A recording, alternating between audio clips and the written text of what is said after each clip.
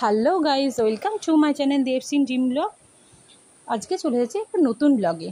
পৌঁছে গিয়েছিলাম কালীঘাট। কালীঘাট মন্দির কলকাতার একটি প্রসিদ্ধ কালী মন্দির এবং 51 শক্তিপীঠের অন্যতম হিন্দু তীর্থক্ষেত্র। এই তীর্থের পীঠদেবী দক্ষিণা কালী এবং ভৈরব বা পীঠরক্ষক দেবতা নকুলেশ্বর রূপে পূজিত হন। পৌরাণিক কিংবদন্তি অনুসারে সতীর দেহত্যাগের তার ডান পায়ের 4টি আঙুল এই স্থানে পতিত হয়েছিল। পুরাণ মতে এই স্থান বারাণসী তুল্য। এই প্রথাকে বহাল রাখা আজও হয়। তাই জগন্নাথ দেবের স্নানযাত্রার দিনে মায়ের শরীরে ওই অংশটিকে নিয়ে স্নান করানো হয় এবং পূজিত হয়। সেই স্নানের জল নিয়ে এখানকার স্থানীয়রা সংগ্রহ করে রাখে এবং চরণামৃত হিসাবে অতি পবিত্র বলে গ্রহণ করে। এখন কালীঘাট মন্দিরে অনেক নিয়ম করে দিয়েছে, ফটো আর ভিডিও তুলতে দেয় না, তবু আমি লুকিয়ে ফটো ভিডিও করেছি। আর কিছু কিছু আপডেট বাকি রয়ে গেছে, যেটা নেক্সট ভিডিওতে তোমাদের সাথে অবশ্যই শেয়ার করব।